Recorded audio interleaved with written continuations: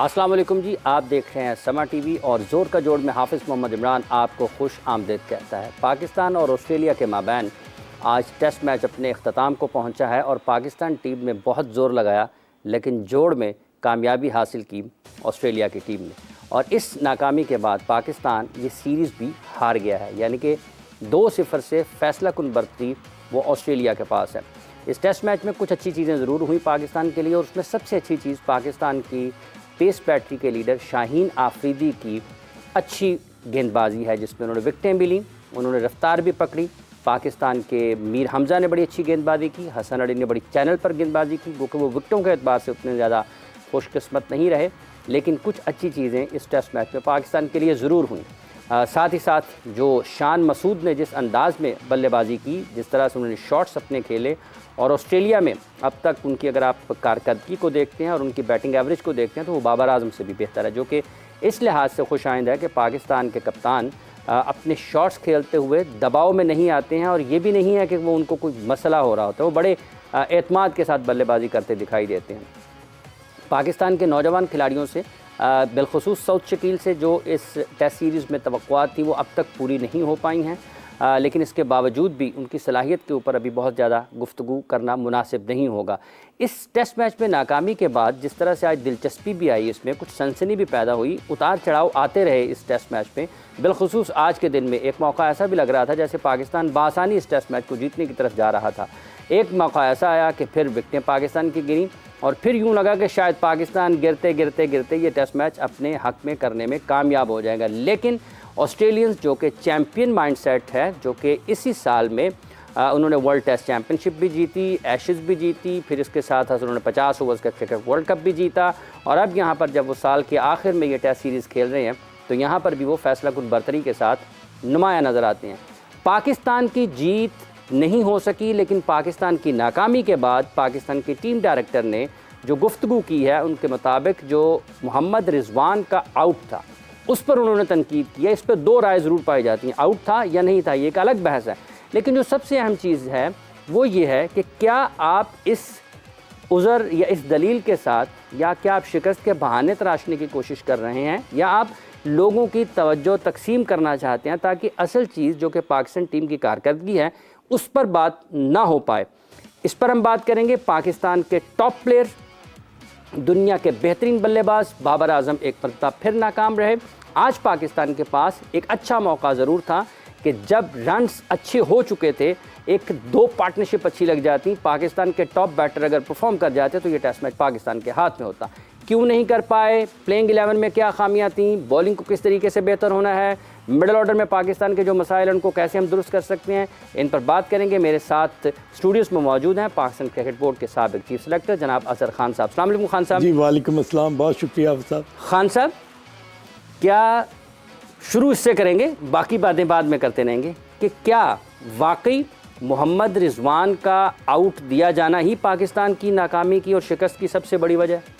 अब साहब, आपने अपने इंट्रो में माशाल्लाह बहुत जामे और बहुत तफसील के साथ ये चीज़ का जिक्र किया है। फॉर्चुनेटली मैं मैच देख रहा था जब ये डिसीशन हुआ, और वो डिसीशन जो था ना, उसमें अंपायर ने नॉट आउट दिया था। अब जब कॉल हुई ना, तो आप अगर पैट कमिंस की बॉडी लैंग्वेज देखें ना, तो he was a little bit worried कि मैं लूँ या ना लूँ, रिव्यू लूँ या ना लूँ। फिर at the end of the day उसने मतलब 3 या 4 सेकंड रहते थे, तो ही ऑप्टेड फॉर रिव्यू। अब जब टीवी अंपायर के पास जब ये डिसीजन जाता है ना, तो वो बड़ा ही एक ऐसा डिसीजन था जिसको बड़ा माइन्यूटली देखना पड़ता था।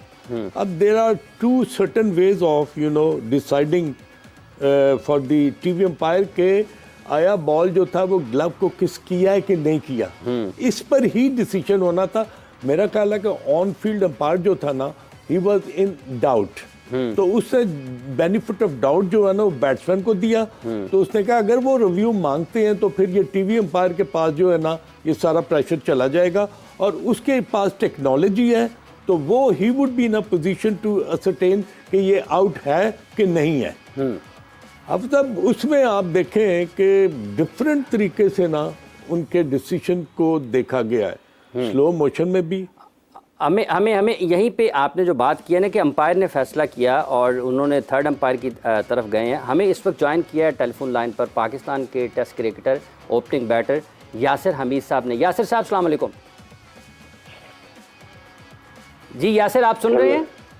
जी जी सुन रहा हूँ जी। हाफिज, बहुत शुक्रिया यासिर हमीद साहब। मुझे ये बताइएगा कि एक तो मोहम्मद रिजवान के आउट पर बहुत ज़्यादा बातचीत हो रही है। आपको लगता है कि कुछ शक का फ़ायदा पाकिस्तान के इस middle order batter Mohammad Rizwan को मिलना चाहिए था, या आपके ख्याल में जो टीवी अंपायर के पास फैसला गया वो बिल्कुल ठीक था?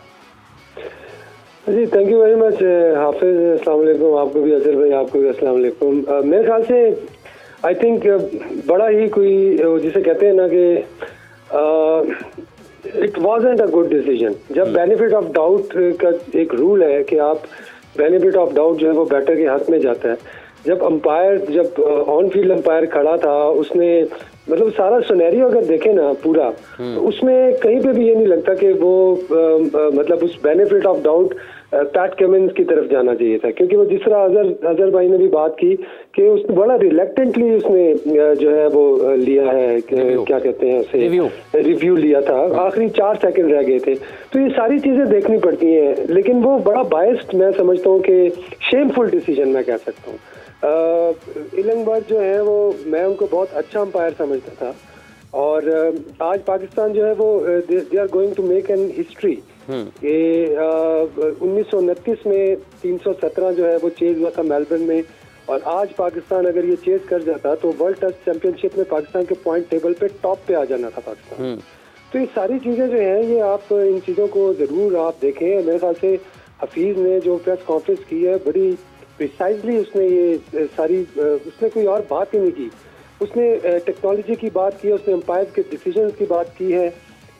हालांकि there are many other reasons of losing of loss the test match, but यकीन करें मुझे खुद, मैं फजर पढ़ के सोया हूँ, और फिर थोड़ी देर मैंने बाबर की बैटिंग देखी। अच्छा खेल रहा था बाबर, बड़ा इनसाइड द लाइन खेल रहा था। मेरे ख्याल से उसको इसी तरह खेलना चाहिए जब तक वो फॉर्म में नहीं आता। He has to stay at the pitch, अंदर इन स्विंग खेलता रहा। जैसे उसका बल्ला बाहर निकला, फिर गैप बना तो वो आउट हो गया। तो खैर, मैं जब उठा हूँ तो मैं जैसे ही टीवी ऑन किया तो ये रिव्यू वाला चल रहा था, और स्ट्रेट अवे मेरे जो इंस्टिंक्ट है और मेरा जो अपना जो मेरा गैस था, मैंने कहा इट इज नॉट आउट, क्योंकि बेनिफिट ऑफ डाउट वहां पे जाना था। लेकिन जब मैं देखा जा रहा सारा सिनेरियो देखा तो सिर्फ 100 रन रह गए थे, और ये जब आउट दिया तो उसके बाद पाकिस्तान की बैटिंग रैटल हो गई। तो मेरे ख्याल से ये डिसीजन जो था, ये बहुत ही क्रूशियल डिसीजन था। पाकिस्तान की क्रिकेट को बहुत नुकसान हुआ इससे। अगर हम ये टेस्ट मैच जीतते तो अगला टेस्ट मैच हम बड़ा डोमिनेटिंग खेल सकते थे। ठीक है, और ये सीरीज हम जीत सकते थे, हम हिस्ट्री क्रिएट कर सकते थे। मेरे ख्याल से इस पर हमें जरूर बात करनी चाहिए। आईसीसी को पे बात करनी चाहिए, आईसीसी को बताना चाहिए कि ये क्या हो रहा है भाई, ये क्या हो रहा है हमारी क्रिकेट के साथ। ठीक है, मैंने बिल्कुल ट्वीट की है, उसमें आईसीसी को टैग किया है। ठीक है, ये कोई अंपायरिंग है, this is very shameful behaviour और डिसीजन। इससे पहले भी उसका आउट था, क्या कहते हैं, मिचेल मार्श का। हसन अली ने 2 बॉलों पे 2 अपील्स की हैं उसके अगेंस्ट, और पहला जो था वो 110% आउट था, लेग बिफोर था। तो मतलब ये हमें ये चीजें देखनी चाहिए। हम अगर बोलेंगे नहीं, बात नहीं करेंगे, तो ये और भी हमारे अगेंस्ट ये चीजें आती रहेंगी, और इससे क्रिकेट को नुकसान होता है, प्लेयर के कॉन्फिडेंस को नुकसान होता है, और इससे क्रिकेट का जो हमारा पूरा कल्चर है इससे हिलता है। ठीक है। अच्छा यासिर, जो बाबर आजम की आपने बात की है, बहसीत टॉप ऑर्डर बैटर बाबर दुनिया के बेहतरीन बल्लेबाज हैं। आपको क्या लगता है कि क्या कमी रह रही है? कहीं आपको लगता है कुछ दबाव का शिकार हैं? क्योंकि इससे पहले बात होती रही है कि अगर वो कप्तान ना हो तो ज़्यादा बेहतर अंदाज में खेल सकते हैं। अभी वो कप्तान नहीं है, लेकिन मुख्तलिफ चीज़ें चल रही हैं कि उनको T20 टीम में रखा जाए, ना रखा जाए, उनका बैटिंग ऑर्डर चेंज किया जाए, ना किया जाए। तो आपको लगता है कि कहीं ना कहीं कुछ बाबर मेंटली थोड़ा सा आपको बेहतर नहीं लग रहे हैं, जो वो रन्स नहीं कर पा रहे हैं?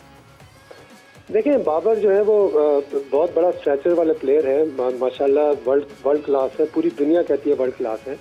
और अभी इस ट्रॉमा से वो गुजर रहे हैं। पाकिस्तान के वर्ल्ड कप के कप्तान थे, वहाँ से उनको रेजिग्नेशन देने पड़ा, सारा कुछ जो जितना भी पूरा ड्रामा हुआ है उसमें ऑब्वियसली बाबर एक बड़े सेंसिटिव और बड़े सेंसिबल इंसान है, ठीक है, फिर भी इंसान तो है ना। अब जाहिर है वो बोल नहीं रहा, कुछ नहीं कर रहा, लेकिन कब तक आप टॉक्सिक पॉजिटिविटी में ज़्यादा देर तक आप नहीं रह सकते, ठीक है। आप रिफ्लेक्शन आती है, अब जो उससे गलतियां हो रही हैं, मेरे ख्याल से फॉर्म का ही मसला है, थोड़ा सा मेंटली डिस्टर्ब है, but he has to fight it out. कोई और फाइट नहीं करेगा, उसको अंदर रहना पड़ेगा और अपना पॉइंट जो है वो प्रूव करना पड़ेगा कि is a world class player. तो उसके लिए सबसे ज़रूरी ये है कि वो सारी चीज़ें भूल जाए, शॉट्स भूल जाए।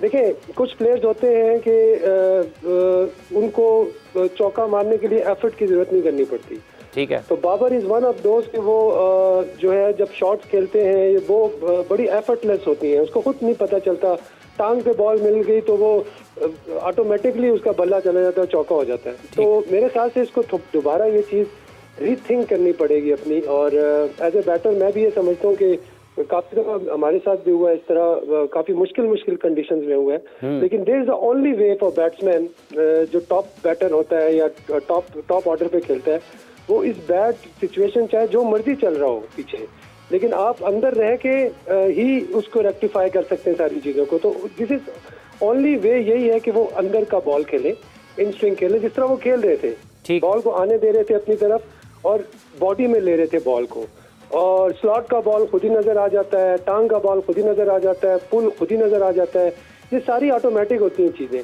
लेकिन जब आप कोशिश करते हैं कुछ करने की या फिर आप कमिट कर जाते हैं तो उसमें फिर गैप भी बनता है, गलतियां भी होती हैं। तो मेरे ख्याल से बाबर उस फेज से गुजर रहे हैं और I think he will be out of it इंशाल्लाह। आई होप कि सिडनी टेस्ट में इससे भी बेहतर करें वो, फिर आगे PSL है उसमें फिर मेरे ख्याल से प्रेशर लेस हो जाएगी, सारी चीजें दोबारा ठीक है, लेकिन टाइम लगेगा। आपके ख्याल में आने वाले मैचेस में वो परफॉर्म कर सकते हैं? आपका बहुत बहुत शुक्रिया यासिर हमीद साहब, आपने अपना वक्त दिया और अपने ख्यालात का इजहार किया। अज़हर खान साहब, बहुत बड़ा नाम है जी, मोहम्मद हफीज़ ने प्रेस कॉन्फ्रेंस भी की है और यासिर ने भी कहा कि ICC को इसके ऊपर देखना चाहिए कि ये क्या अंपायरिंग हो रही है।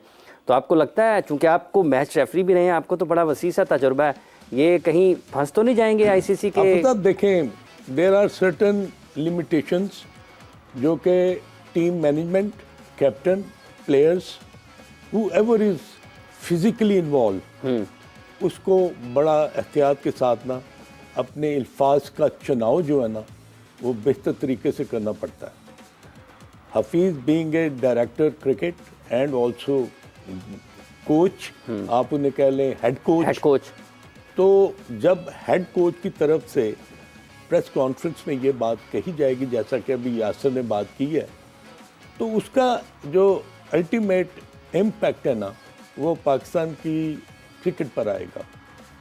ICC की जो रूलिंग है या प्लेइंग कंडीशंस हैं वो साफ तरीके से कहती हैं कि आप पब्लिकली डिनाउंस नहीं कर सकते अंपायर के डिसीजन, नहीं कर सकते। इसका मतलब ये है कि ICC इसके ऊपर अगर कुछ सोचता है तो कुछ ना कुछ हफीज़ को इस बयान का खुमियाजा भुगतना पड़ सकता है। नाज़रीन कराम, हम बात कर रहे हैं पाकिस्तान और ऑस्ट्रेलिया के माबैन खेले जाने वाले इस टेस्ट मैच के हवाले से। यहाँ पर वक्त हुआ एक ब्रेक का, ब्रेक लेंगे, लेकिन ब्रेक के बाद हमारे साथ पाकिस्तान के साबिक चीफ सेलेक्टर, साबिक हेड कोच, पाकिस्तान के stylish opening batter Mohsin Hasan Khan साहब भी मौजूद होंगे, तो देखते रहिए।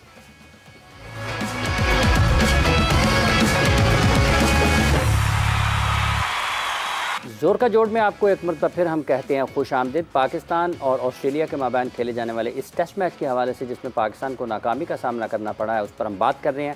अज़हर खान साहब हमारे साथ मौजूद हैं स्टूडियोज़ में। अभी कुछ ही देर में हमें पाकिस्तान के साबिक चीफ सेलेक्टर, साबिक हेड कोच मोहसिन हसन खान साहब भी ज्वाइन कर रहे हैं, तो उनकी भी राय आप तक पहुँचाएँगे कि वो इस नाकामी को कैसे देखते हैं और क्या वाकई पाकिस्तान की नाकामी की यही वजह कि मोहम्मद रिजवान का आउट गलत दिया गया। बाबर आजम पर बात कर रहे हैं खान साहब कि पाकिस्तान हारा है, ये तो एक अलग बात है, बाबर आजम रन्स नहीं कर रहे हैं, ये एक अलग बात है, और बाबर के रन्स करना पाकिस्तान के लिए बहुत ज़्यादा ज़रूरी है, क्योंकि इससे पहले शाहीन की कारकर्दगी पर बात थी कि वो परफॉर्म नहीं कर रहे हैं, उन्होंने किया है। तो आपके ख्याल में क्या ऐसी वजह हो रही है बाबर के साथ?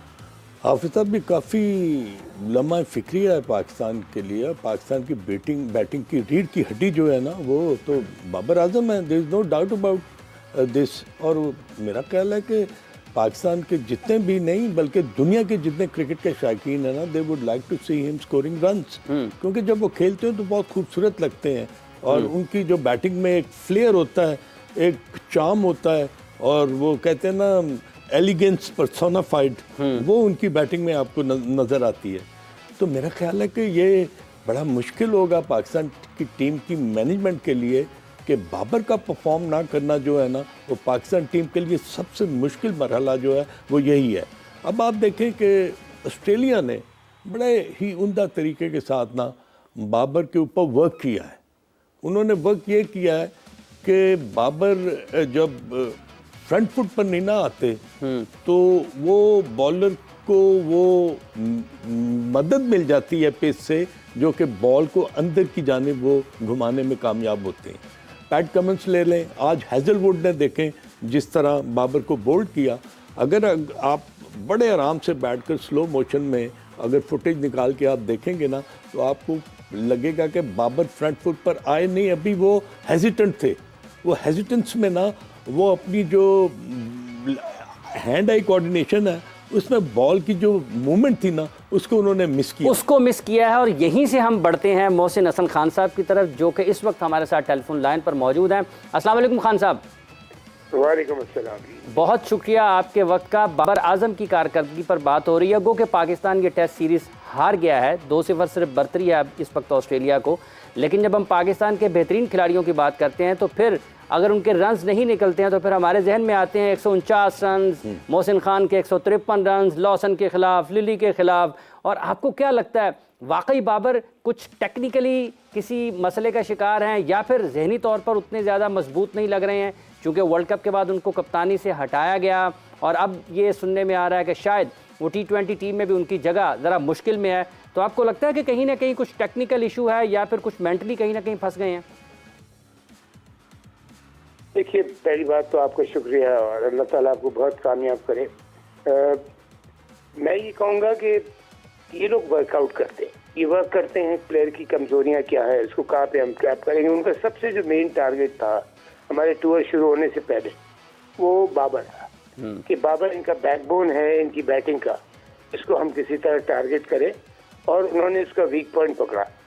पहली बात तो ये आपने जो बड़ी अच्छी बात कही कि डेफिनेटली वो मेंटली अपसेट है, वो लड़का नजर आ रहा है। इसलिए कि एकदम से कैप्टनसी इस तरीके से दे दी जाए। कैप्टनसी अगर हटाया भी जाता है तो उसका एक तरीका होता है, लाया जाता है उसका एक तरीका होता है। जब आप लाते हैं तो बादशाह बना देते हैं, और जब हटाते हैं तो ऐसे हटाते हैं कि जैसे तो वनाउजुबिल्लाह बड़े इंसल्टिंग वे होता है। तो वो किसी भी अच्छे क्रिकेटर के नहीं। और बाबर अनडाउटेडली आज की तारीख में दुनिया का one of the best batsman है, इसमें कोई शक नहीं है। उसकी हर बैट्समैन का वीक पॉइंट होता है। देखिए पकड़ा क्या है उन्होंने, उसकी एक बड़ी प्रॉब्लम है जहाँ गेंद तेज पड़ के अंदर आता है। उन्होंने इसको वर्क ये किया कि उन्होंने कहा कि हम इसको बाहर निकालेंगे। आपने नोट किया होगा, आप जो भी आए, चाहे वो कमिंस हो, चाहे वो हेजलवुड हो, चाहे वो स्टार्क हो, उसको बाहर निकालते हैं, फिर एक तेज गेंद अंदर लाने की कोशिश करते हैं, और जो गेंद सही जगह पड़ जाता है वो उसकी विकेट ले जाता है। उसको भी पता होगा डेफिनेटली अपनी कमजोरी का, लेकिन वो तब तक छुपा है। पूरी टीम अंडर प्रेशर है। सबसे पहले मैं ये कहता जाऊं कि ऑनेस्टली ऑस्ट्रेलिया की जो पिच कंडीशंस है उसके हिसाब से हमारी तैयारी हमको नजर ही नहीं आई। शॉर्ट पिच बॉल पे ऐसा लग रहा था कि जैसे हमने कभी जिंदगी में शॉर्ट पिच बॉलिंग नहीं खेली है। मैं अपार्ट फ्रॉम बाबर बात कर रहा हूँ, अपार्ट फ्रॉम ये जो कैप्टन है हमारा शान मसूद, इसने एक प्रॉमिस शो की है कि हाँ भाई ये ठीक है, ये दोनों चीज़ों को टैकल कर सकता है हर तरीके से, आगे की गेंद को भी पीछे की गेंद पे। बाबर के लाइक ए सेट के वो अब नोट किया होगा आपने, ज्यादातर पहले भी उससे पहले देखा है, जहाँ गेंद ऑफ स्टंप पे पड़ के तेज अंदर आता है उस पर बाबर एकदम से थोड़ा स्ट्रगल कर जाता है। उस पर उन्होंने वर्क किया है बाबर का। वर्क करने के बाद और लाइक ए सेट कि उनको पता है कि इनकी बैटिंग का बैकबोन जो है वो ये है कि अगर ये खड़ा होता है तो 100-150 ऐसे स्कोर पे जाता है, और वो उनके लिए बहुत बड़ी प्रॉब्लम बनती थी। तो ये किया, एक तो हमारा प्रेपरेशन नहीं है, बाबर को उन्होंने टारगेट करके रखा हुआ है कि इसको हमने रन नहीं करने देने, ये खेलेगा तो लंबी इनिंग्स खेलेगा। अच्छा खान साहब, कथा कलाम की माजरत चाहता हूँ। आपने कहा कि एक तो बाबर के ऊपर उन्होंने काम किया और दूसरा हमारी तैयारियां नहीं थी इस टेस्ट सीरीज़ के लिए। तीसरा ये है कि पाकिस्तान के टीम डायरेक्टर ने यह कहा है कि मोहम्मद रिजवान का जो आउट था उसने को बहुत ज़्यादा पाकिस्तान को नुकसान पहुंचाया है। उन्होंने उसके सवालात उठाए हैं, उसके आउट होने के ऊपर, आईसीसी के ऊपर, टेक्नोलॉजी के ऊपर। तो आप समझते हैं कि सिर्फ रिजवान का आउट ही उस वजह से पाकिस्तान ये टेस्ट मैच हार गया है? बचकाना एक्सक्यूजेस के लिए तो आप कुछ नहीं कह सकते। ये और पहली बात, मैंने जो उसको देखा, जो मेरी थोड़ी बहुत क्रिकेट की समझ है मुझे, बिल्कुल वो आउट था। इसने के ग्लव्स के ऊपर का जो हिस्सा होता है जहाँ पे उसकी ग्रिप बनती है ग्लव्स की, वहां पे बॉल लगा है, वो आउट होता है डेफिनेटली। और उसके गेंद हल्का सा किस भी कर जाए, टच करता हुआ निकल जाए, होता है लाइक ग्लव्स पे पूरा लाइक जैसे लगा है बॉल, हल्का सा बैट पे स्नेक लगता है, पूरा इतना बड़ा ब्लेड नहीं चाहिए, हल्का सा स्नेक लगता है तो भी आउट होता है। तो मैं उस चीज को बार बार नोट कर रहा था कि मैं देखूं कि ये वाकई आउट इन्होंने ठीक दिया है और नहीं दिया है। और देखिए आजकल हुआ क्या है, जो टेक्नोलॉजी इतनी ऊपर चली गई है, जब तक इतने रीप्लेज इतने डिफरेंट एंगल से होते हैं कि जो भी क्रिकेट को थोड़ा बहुत समझता है वो कहता है। और फिर दूसरी बात, आप एक डिसीजन पे क्यों जा रहे हैं कि टेनिस का सिंगल्स खेल रहे हैं आप? और फिर नो डाउट मैं रिजवान के लिए मेरी दिल में बहुत कदर है जी, इज अ रियल फाइटर। हमेशा मैंने इसको देखा है, कीपिंग में भी जान मारता है, जबरदस्त करता है, बैटिंग करने आता है तो टीम को पूरी कोशिश करता है, चाहे वो टेस्ट क्रिकेट हो, वनडे हो, T20 हो, इज अ क्लास क्रिकेटर। उसको भी आपने बीच में ड्रॉप किया, एक और आपने वो किया, आपने एक लड़के से और कॉन्फिडेंस छीना, एक लड़के को आप जबरदस्ती दे के आए, तो एक सीनियर लड़के को, सरफराज को, उसको आपने एक मैच में लाके ड्रॉप कर दिया। आई मीन ये कोई क्रिकेट हो रही है, ये शतरंज नहीं है भाई, ये आप बाकायदा ये एक डिफरेंट प्लानिंग के साथ खेला जाता है। और आप एक प्लेयर के साथ, चाहे वो सीनियर हो, इवन जूनियर प्लेयर के साथ, इमरान कभी ये नहीं किया जाता कि लाए और हटा दिया, लाए और हटा दिया, जब चाहे निकाल दिया, तो उसका आपने कॉन्फिडेंस छीन दिया। सरफराज को आप इतनी देर के बाद लेके आए, आपने एक मैच के बाद उसका, ठीक है मैच पैथेटिकली बुरा नहीं गया लेकिन कोई अच्छा नहीं गया, आपने उसको उस टीम से हटा दिया। रिजवान को आपने जबरदस्ती टीम से ड्रॉप कर दिया। और ये जो आई एम सॉरी टू से जो चीजें मैं देख रहा हूँ अरेंजमेंट के हिसाब से, of the field and on the field, team selection में और किस तरह वो किया जाए, इसमें इमरान ये चीजें टीम की बिल्कुल मदद नहीं कर रही है। टीम वैसी इतनी ज्यादा तगड़ी नहीं है सिवाय 2-4 लड़कों के। तो उसके बाद भी अगर हम ये चीजें करेंगे, नए लड़के बड़े अच्छे हैं, उन्होंने प्रॉमिस शो किया है, लेकिन प्लेयर बनाना भी पड़ता है। प्लेयर बने बनाए बाबर आजम जैसे प्लेयर रोज नहीं आते। तो इस चीज को मैं कह रहा हूँ कि आपको देखना चाहिए कि कौन बना हुआ आया है, किसको और पॉलिश करना है और टाइम देना, और एक नया लड़का जो आया जिसमें टैलेंट नजर आया है तो इसको हमने और ब्लॉसम किस तरह करना कैसे आगे लेकर जाना है। बहसीत कप्तान शान मसूद की कारकर्दगी को आप किस तरह से देखते हैं? पहला टूर, ऑस्ट्रेलिया का टूर, मुश्किल कंडीशंस, वर्ल्ड चैंपियन, एशेज जीते हुए, वर्ल्ड टेस्ट चैंपियनशिप जीते हुए। इमरान, पहली बात तो आप मुझे बताइए क्या मुश्किल कंडीशन है?